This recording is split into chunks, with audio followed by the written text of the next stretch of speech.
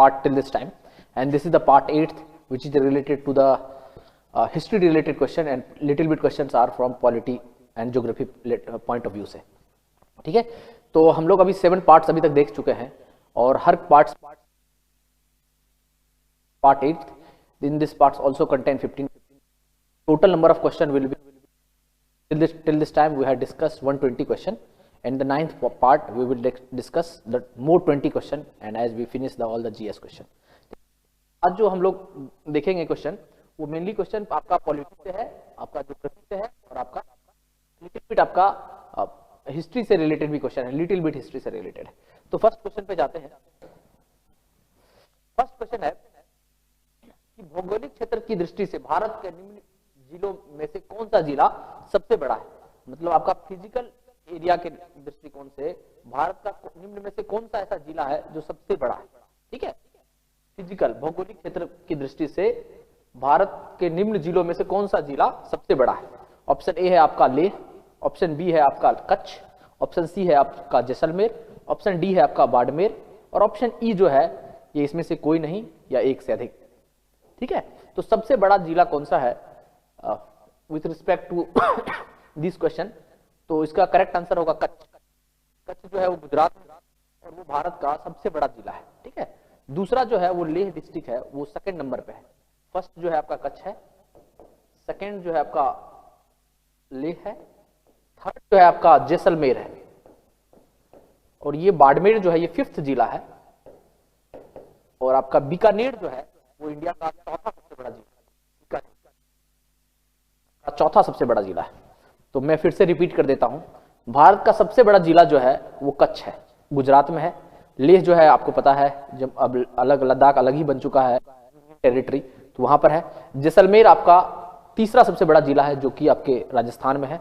चौथे नंबर पे आपका बीकानेर है. ठीक है, वो चौथे नंबर पे है, जिसका भुजिया आता है. और 5वें नंबर पे आपका बाड़मेर है, जो भी आपका राजस्थान में है. तो ये तीनों जो है जैसलमेर, बाड़मेर और आपका बीकानेर, ये तीनों जो है वो राजस्थान में है. ठीक है, आगे हम लोग बढ़ते हैं. दूसरा क्वेश्चन है कि भारत के किस राज्य में वन्य जीव अभ्यारण्य सबसे अधिक संख्या में, मतलब वन्य जीव अभ्यारण्य की संख्या किस राज्य में सबसे अधिक है. ऑप्शन ए है कर्नाटक, ऑप्शन बी है आपका तमिलनाडु, ऑप्शन सी है आपका महाराष्ट्र, ऑप्शन डी है आपका मध्य प्रदेश, और ऑप्शन ई जो है वो इसमें से कोई नहीं या एक से अधिक. तो इसका करेक्ट आंसर है ऑप्शन सी जो है वो करेक्ट आंसर है. सबसे ज्यादा वन्य जीव अभ्यारण्य जो है वो आपके महाराष्ट्र में है. ठीक है, सबसे ज्यादा वन्य जीव अभ्यारण्य जो है वो आपके महाराष्ट्र में है. महाराष्ट्र है हाईएस्ट नंबर ऑफ वन्य जीव अभ्यारण्य. तीसरा नंबर क्वेश्चन है, ये बिहार से रिलेटेड है, बिहार ज्योग्राफी से रिलेटेड क्वेश्चन है कि बिहार में प्रवाहित होने वाली निम्न नदियों में से उत्तर की ओर प्रवाहित होने वाली कौन सी नदी है जो कि उत्तर की ओर बहती है. ठीक है, ऑप्शन ए है आपका बागमती, ऑप्शन बी है आपका कमला, ऑप्शन सी है कोसी, और ऑप्शन डी जो है यह है गंडक, और ऑप्शन ई जो है इसमें से कोई नहीं या एक से अधिक. मतलब कौन सी ऐसी नदी है चारों में से जो उत्तर की ओर बढ़ती है, मतलब नॉर्थ की ओर बहती है, उत्तर की ओर बहती है. तो आप इस ऑप्शन को अगर आप देखिएगा, इसमें से जितनी नदियां हैं सभी उत्तर की ओर बहती है, उत्तर से दक्षिण की ओर बहती है. सभी नदियां नॉर्थ टू साउथ बहती है, नॉर्थ से साउथ सभी सारी नदियां बहती है. उत्तर से दक्षिण की ओर सारी नदियां उत्तर से दक्षिण की ओर बहती है. तो बट इसमें क्वेश्चन पूछा है कौन सी नदी उत्तर की ओर बहती है, तो इसका आंसर ऑप्शन जो होगा वो ई होगा. इसमें से कोई भी सही नहीं है, क्योंकि सारी नदियां उत्तर से दक्षिण की ओर बहती है. बट ये जो इसमें पूछा है कि कौन सी नदी जो उत्तर की ओर बहती है, तो एक भी क्वेश्चन सही नहीं होगा. मतलब आप अगर इसमें देखेंगे एक भी ऑप्शन सही नहीं है. ये क्वेश्चन लिटिल बिट ट्रिकी है. ये क्वेश्चन पूछा है कि उत्तर की ओर प्रवाहित होती है, और बट ये जो ऑप्शंस है चारों जो नदी है बागमती, कमला, कोसी और गंडक, ये उत्तर से दक्षिण की ओर प्रवाहित होती है. ठीक है, तो ये इसका ई आंसर जो होगा वो होगा, इनमें से कोई नहीं सही है. ठीक है, इसका पीपीटी आपको मिल जाएगा टेलीग्राम पे. ये 5वां नंबर है, निम्न हिमालय पर्वत श्रेणियों में से किस पर्वत श्रेणी को अटल टनल पार करती है. कौन सा हिमालय का पर्वत श्रेणी है जो अटल टनल से निकलता है. ठीक है, अटल टनल उससे निकलता है, दिस इज अटल टनल, ये उससे निकलता है. ऑप्शन ए है जस्कर, ऑप्शन बी है पश्चिम पीर पंजल, ऑप्शन सी जो है वो लद्दाख, ऑप्शन डी जो है वो पूर्वी पीर पंजल और ऑप्शन ई जो है इसमें से कोई नहीं है एक से अधिक। मतलब कौन सी ऐसी आपका हिमालय की श्रेणियां हैं जिसमें अटल टनल बना हुआ है, अटल टनल उसके ऊपर बना है, कौन सी ऐसी हिमालय की श्रेणियां हैं जिसके ऊपर अटल टनल बना हुआ है? ऑप्शन ए है जस्कर, ऑप्शन बी है पश्चिम पीर पंजल, ऑप्शन सी है लद्दाख और ऑप्शन डी है पूर्वी पीर पंजल। ठीक है, तो ऑप्शन डी जो है वो सही है, पूर्वी पीर पंजल। ठीक है, इसी में अटल टनल आपका है। तो अटल टनल पे मैं एक सेपरेट वीडियो बनाऊंगा तो उसमें इसके बारे में और ज्यादा हम लोग डिस्कस कर लेंगे। ये 5वां नंबर क्वेश्चन है और ये क्वेश्चन आपका करंट से रिलेटेड है। भारत का 13वां प्रधान बंदरगाह किस राज्य में स्थापित किया जाने वाला है? मतलब 13 जो मेजर पोर्ट है, प्रधान बंदरगाह 13 जो मेजर पोर्ट है, ठीक है, वो किस राज्य में स्थापित किए जाने वाला है? जो पोर्ट है 13th मेजर पोर्ट जो बनने वाला है वो किस राज्य में बनेगा? ऑप्शन ए है केरला, ऑप्शन बी है आपका गुजरात, ऑप्शन सी है आपका महाराष्ट्र, ऑप्शन डी है आपका तमिलनाडु और ऑप्शन ई जो है इसमें से कोई नहीं या एक से अधिक। तो अगर आप इसको देखिएगा तो इसका सही आंसर जो होगा वो होगा आपका महाराष्ट्र। महाराष्ट्र में जो है आपका 13वां प्रधान बंदरगाह जो है वो महाराष्ट्र में एस्टेब्लिश होने वाला है। ठीक है, तो ये 13th का C answer, correct answer is C. आगे हम लोग 6th नंबर क्वेश्चन पे जाते हैं। ये भी आपका करंट से रिलेटेड है। निम्न राज्यों में से कौन सा राज्य भारत में सर्वाधिक सौर ऊर्जा का उत्पादन करता है? सबसे ज्यादा सौर ऊर्जा का उत्पादन करता है कौन सा ऐसा राज्य है जो सबसे ज्यादा सौर ऊर्जा, सोलर एनर्जी का उत्पादन करता है? कौन सा ऐसा राज्य? ऑप्शन ए है तेलंगाना, ऑप्शन बी है आपका कर्नाटका, ऑप्शन सी है आपका आंध्र प्रदेश और ऑप्शन डी जो है वो राजस्थान और ऑप्शन ई जो है वह इसमें से कोई नहीं या एक से अधिक। मतलब कौन सा ऐसा राज्य है जहां सौर ऊर्जा का सर्वाधिक उत्पादन होता है? तो इसका करेक्ट आंसर होगा आपका कर्नाटका। बी जो है कर्नाटका, वहां पर आपका सबसे ज्यादा सौर ऊर्जा का प्रोडक्शन होता है। ठीक है, और इंडिया में इंटरनेशनल सोलर अलायंस जो है इंडिया ने ही बनाया है और उसका हेडक्वार्टर है आपका, आप कमेंट सेक्शन में बताना है कि इंटरनेशनल सोलर अलायंस का हेडक्वार्टर कहां पर है। ठीक है, और भारत में सौर ऊर्जा से करीबन 37,000 मेगावाट हम बिजली पैदा करते हैं। ठीक है, 37,000 मेगावाट हम जो है सोलर ऊर्जा से हम बिजली पैदा करते हैं भारत में। तो सबसे ज्यादा सोलर ऊर्जा से बिजली जो मिलता है सोलर एनर्जी से, वो कर्नाटका उत्पादन करता है। ठीक है, ये बिहार से रिलेटेड है और बिहार की ज्योग्राफी से रिलेटेड है। खनिज और जिले में से निम्न जोड़ों में से कौन सा जोड़ा सही है? कौन सा जोड़ा जो है वो सही है? लाइमस्टोन, ये कैमूर में है, माइका जो है वो भागलपुर में है, सी है क्वार्जाइट जो है वो मधुबनी में है, लेड और जिंक जो है वो गया में है और ई जो है इसमें से कोई नहीं है एक से अधिक। कि कौन सा जोड़ा है वो सही है? लाइमस्टोन बोल रहा है वो कैमूर में है, माइका जो है वो भागलपुर में है, उसके बाद आपका क्वार्जाइट जो है वो आपका मधुबनी में है और लेड जिंक जो है वो गया में है। तो इसका सही आंसर है ए, लाइमस्टोन जो है ये आपके कैमूर में है। लाइमस्टोन इज कैमूर है, बाकी सारा जो है तीनों जो है वो गलत है। आपका माइका जो है वो सबसे ज्यादा आपके मुंगेर में मिलता है, क्वार्जाइट जो है वो आपके बांका डिस्ट्रिक्ट में सबसे ज्यादा है और लेड और जिंक जो है वो आपके नवादा और रोहतास डिस्ट्रिक्ट में है। ठीक है, लेड और जिंक सबसे ज्यादा नवादा और रोहतास में है। माइका जो है वो आपके मुंगेर डिस्ट्रिक्ट में सबसे ज्यादा है और आपका क्वार्जाइट जो है ये आपको कमेंट सेक्शन में बताना है कि कहां सबसे ज्यादा है। 8वां नंबर क्वेश्चन देखते हैं। उद्योग और स्थान में से निम्न जोड़ों में से कौन सा जोड़ा सही नहीं है? उद्योग और स्थान में से कौन सा ऐसा जोड़ा है जो सही नहीं है?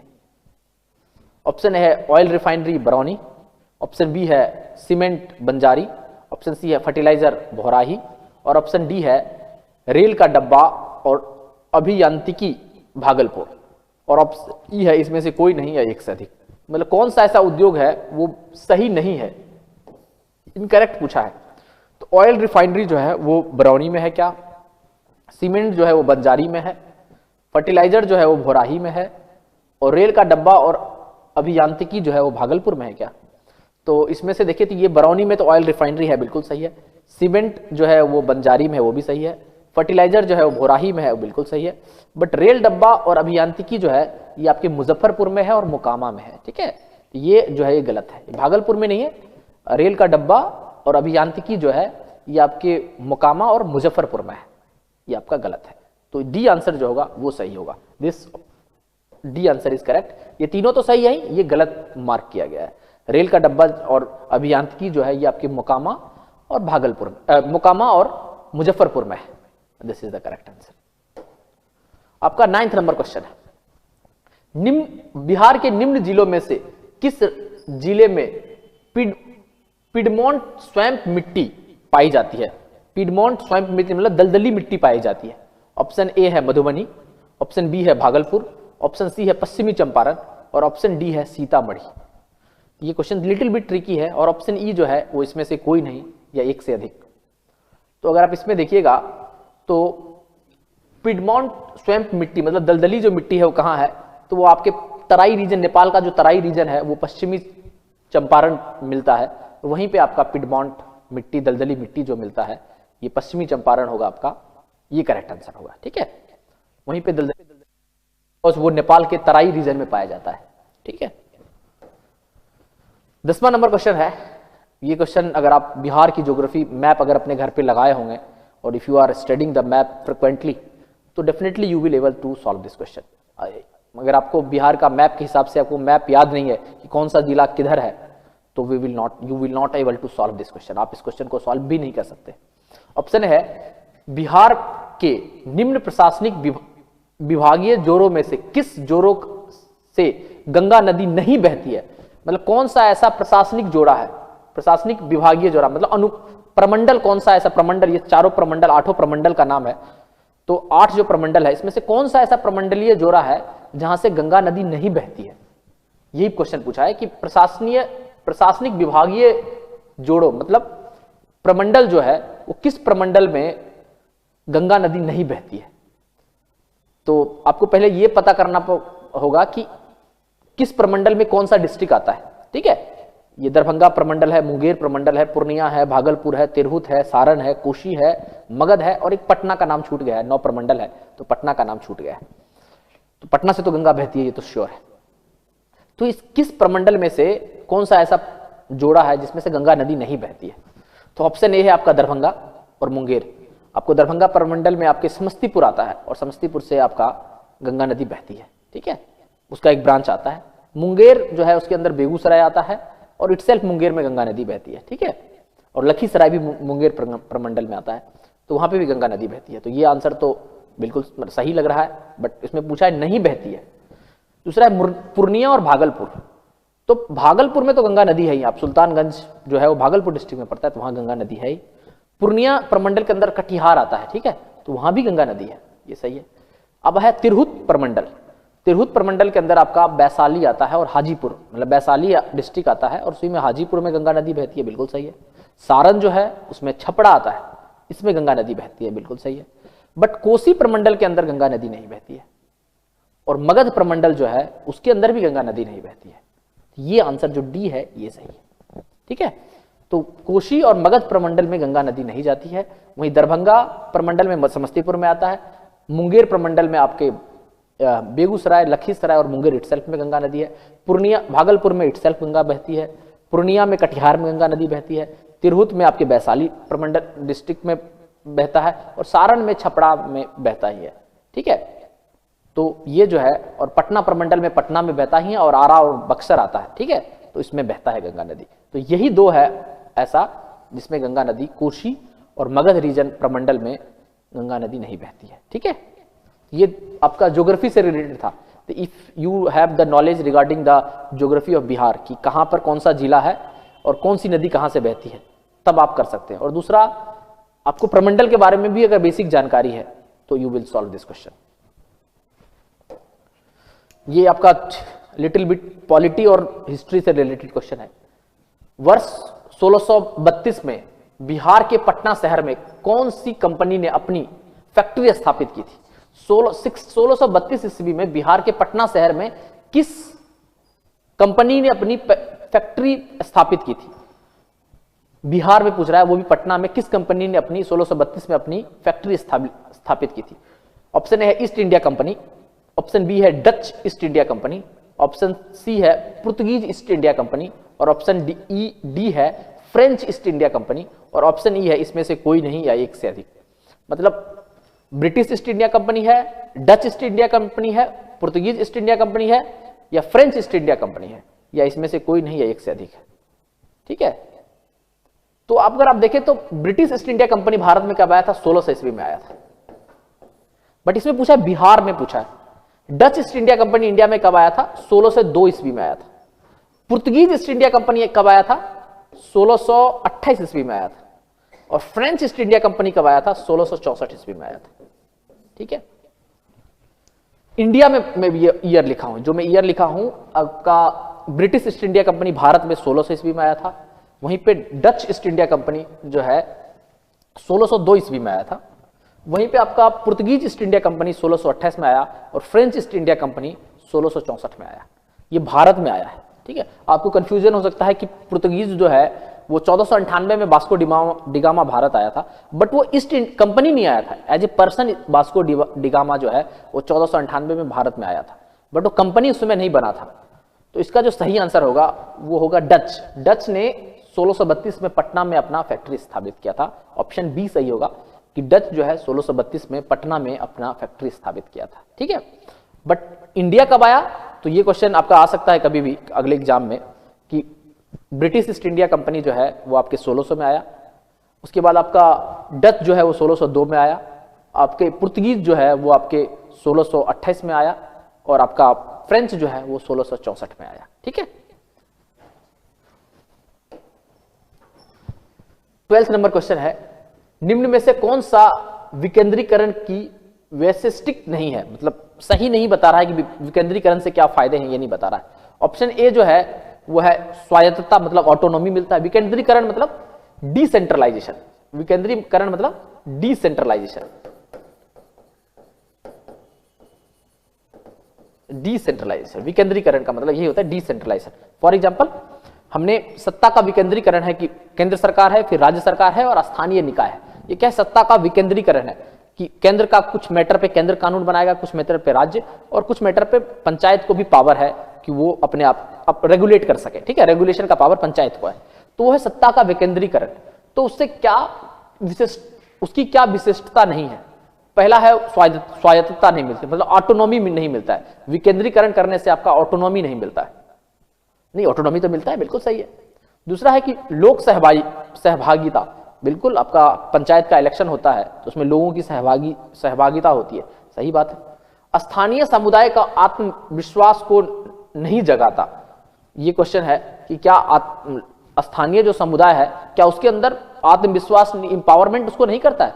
नहीं, बिल्कुल उसको इंपावर करता है, लेकिन क्वेश्चन पूछा नहीं करता है, ये आंसर जो है वो सही दिख रहा है। बट हम चौथा भी देख लेते हैं, स्थानीय समुदायों को सशक्त बनाना, बिल्कुल है कि लोकल बॉडीज को आपको सशक्त बनाना है। ठीक है, सेल्फ रिलायंस बनाना है, तो ये बिल्कुल उसका है। मतलब सत्ता के विकेंद्रीकरण से क्या क्या चीज हो रहा है?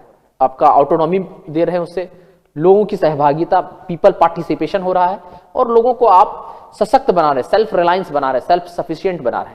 बट इससे ऐसा नहीं है कि लोग के अंदर आत्मविश्वास जग रहा है, आत्मविश्वास जगाने का काम चल रहा है।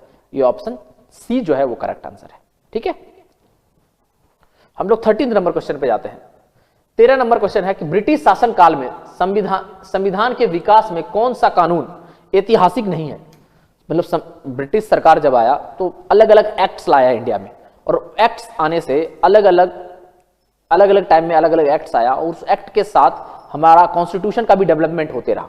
तो इसमें से कौन सा ऐसा एक्ट है जिससे हमारा कॉन्स्टिट्यूशन का वो ऐतिहासिक नहीं है, भारत के कानून बनाने में वो ऐतिहासिक नहीं है? पहला है रेगुलेटिंग एक्ट 1773, मतलब दूसरा है चार्टर एक्ट 1833, ऑप्शन सी है गवर्नमेंट ऑफ इंडिया एक्ट 1919, इसको बोलते हैं 1919 को बोलते हैं मॉन्टेस्क्यू चेम्सफोर्ड रिफॉर्म, और ऑप्शन डी है protection for civil rights act 1955। ठीक है, और ऑप्शन ई है इसमें से कोई नहीं है एक से अधिक। तो कौन सा ऐतिहासिक नहीं है? रेगुलेटिंग एक्ट डेफिनेटली उससे हमारा बनता है, चार्टर एक्ट ये भी ऐतिहासिक है क्योंकि इस रेगुलेटिंग एक्ट से आपका ईस्ट इंडिया कंपनी को कमान मिला था, एडमिनिस्ट्रेटिव पावर मिला था। जो ब्रिटिश ईस्ट इंडिया कंपनी थी उसको एडमिनिस्ट्रेटिव पावर ये रेगुलेटिंग एक्ट से मिलता है। चार्टर एक्ट से भी ऐतिहासिक था कि उस समय चार्टर एक्ट आने से गवर्नर ऑफ बंगाल जो था वो अब बन गया था गवर्नर जनरल ऑफ इंडिया। वो जो गवर्नर ऑफ बंगाल का जो टाइटल था वो अब हो गया था गवर्नर जनरल ऑफ इंडिया। और गवर्नमेंट ऑफ इंडिया एक्ट 1990 ये भी आपका ऐतिहासिक है, इसको बोलते थे मोंटेस्क्यू चेम्सफोर्ड रिफॉर्म।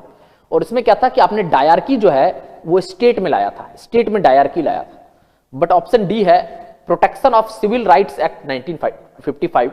इसमें आपने क्या किया, आर्टिकल 17 जो है कि फॉर एग्जांपल कोई पर्सन जो है अनटचेबिलिटी प्रैक्टिस करता है, कि छुआछूत की भावना रखता है, तो उसमें आपने एक एक्ट बना दिया कि अगर कोई किसी के साथ आर्टिकल, किसी पर्सन का आर्टिकल 17 का मतलब राइट टू अनटचेबिलिटी जो है, राइट अगेंस्ट अनटचेबिलिटी जो है, उसका अगर वायलेशन होता है तो डेफिनेटली वो कोर्ट को अप्रोच कर सकता है। उसको आपने लीगल बना दिया। मतलब फंडामेंटल राइट तो लीगल है ही, बट आपने ये protection of civil rights act 1955 से आपने कह दिया कि कोई पर्सन के साथ डिस्क्रिमिनेशन नहीं कर सकता है, ठीक है, अनटचेबिलिटी प्रैक्टिस नहीं हो सकता है, और अगर करता है तो वो क्रिमिनलाइज पॉलिट कर दिया आपने उसको। तो ये जो है ये आपका ऐतिहासिक नहीं है, ठीक है, ये तीनों ऐतिहासिक है, बट ये तो फंडामेंटल राइट था ही, ये ऐतिहासिक नहीं है। ऑप्शन डी जो है ये इसका सही आंसर है, ठीक है। ब्रिटिश काल में ये नहीं हुआ। 18वां नंबर क्वेश्चन है, ये आपका करंट अफेयर से है, और आप अगर न्यूज़पेपर पढ़ रहे होंगे तो definitely you will able to solve this question. If you are reading the newspaper thoroughly तो definitely you will able to solve this question. हाल ही में संसद की नई इमारत के निर्माण की बोली किसने जीती है? मतलब संसद, नया संसद भवन centre Vista project prime minister Narendra Modi ने लॉन्च किया है कि सेंटर विस्टा प्रोजेक्ट, तो इसकी बोली किसने जीती है? ऑप्शन है L&T company limited, L&T limited, option B है Reliance projects limited, option C है टाटा प्रोजेक्ट लिमिटेड, और ऑप्शन डी है national highway authority of India, और ऑप्शन ई जो है इसमें से कोई नहीं है एक से अधिक। तो इसका करेक्ट आंसर है टाटा प्रोजेक्ट ने आपका जो नया संसद भवन बनाने का जो बोली है वो टाटा प्रोजेक्ट ने जीता है, ठीक है, कि टाटा ने इटसेल्फ ये जीता है। L&T नहीं है, रिलायंस प्रोजेक्ट भी नहीं है, और national highway authority of India नहीं है, ठीक है। ये तो आपके 1980 में आया था, इसका काम है हाईवेज बनाना। ये टाटा प्रोजेक्ट ने सेंटर विस्टा प्रोजेक्ट उस प्रोजेक्ट का नाम था। तो टाटा प्रोजेक्ट लिमिटेड मतलब टाटा सन्स का ही जो अलग ब्रांच है उसने इसको बनाने की बात की है। तो ऑप्शन सी सही है। और 15वां नंबर क्वेश्चन है कि भारत के संविधान का कौन सा अनुच्छेद भारतीय निर्वाचन आयोग की स्थापना से संबंधित है? ठीक है, कौन सा ऐसा अनुच्छेद है जो इलेक्शन कमीशन के एस्टेब्लिशमेंट से संबंधित, स्थापना से संबंधित है? ऑप्शन ए है अनुच्छेद 334, ऑप्शन बी है अनुच्छेद 148, ऑप्शन सी है अनुच्छेद 342, और ऑप्शन डी है अनुच्छेद 325, और ऑप्शन ई है इसमें से कोई नहीं है एक से अधिक। तो अगर आप देखिए इसमें थोड़ा मिस्टेक है, इसका सही आंसर अगर इस क्वेश्चन के हिसाब से देखें तो इसका सही आंसर ई है, क्योंकि इसमें से सारा गलत है, कोई इलेक्शन कमीशन के बारे में नहीं कहता है। बट अगर बीपीएससी का एक्चुअल क्वेश्चन अगर देखें तो यहां आर्टिकल 324 है, ये प्रिंटिंग मिस्टेक हो चुका है यहां पे, यहां आर्टिकल 324 है, ठीक है, आर्टिकल 324 है। बट अगर इस क्वेश्चन के हिसाब से अगर आप आंसर देखेंगे तो ये आंसर सही ई होगा, क्योंकि संविधान में आपका इलेक्शन कमीशन स्टैब्लिश करने का बाद आर्टिकल 324 में इलेक्शन कमीशन की बात है। 324 में आर्टिकल 148 में आपका comptroller and auditor general of India है, कैग। आर्टिकल 342 में आपका है शेड्यूल ट्राइब्स के बारे में, national commission of schedule tribes. और 325 में है कि किसी भी पर्सन को आप इलेक्टोरल रोल जो बनेगा, चुनाव का जो सूची बनेगा, ठीक है, इलेक्टोरल रोल जो बनेगा उसमें जाति धर्म के आधार पर किसी पर्सन का आप डिस्क्रिमिनेशन नहीं कर सकते। If he is the citizen of, he or she is the citizen of India, अगर वो भारत का नागरिक है तो आप उसको धर्म जाति लिंग के आधार पर आप उसका डिस्क्रिमिनेशन नहीं कर सकते। तो ये है, तो इसका सही आंसर जो है वो ई, इस क्वेश्चन के हिसाब से सही आंसर ई है। बट इलेक्शन कमीशन की स्थापना की बात आर्टिकल 324 में जिक्र किया गया है, ठीक है। तो आज के लिए इतना ही, हमने अभी तक 120 क्वेश्चन को डिस्कस कर चुके हैं, and I hope you all listen this video. And अभी तक 8 वीडियो हम लोग मैं बना चुका हूं, तो मैं 8 का जो लिंक है वो डिस्क्रिप्शन में आज डाल दूंगा, एंड कंबाइंड वीडियो भी I will post on the group, ठीक है। Bye and solve this question. The PPT is also available on Aditya civil service Telegram group. Thank you so much for your patience listening.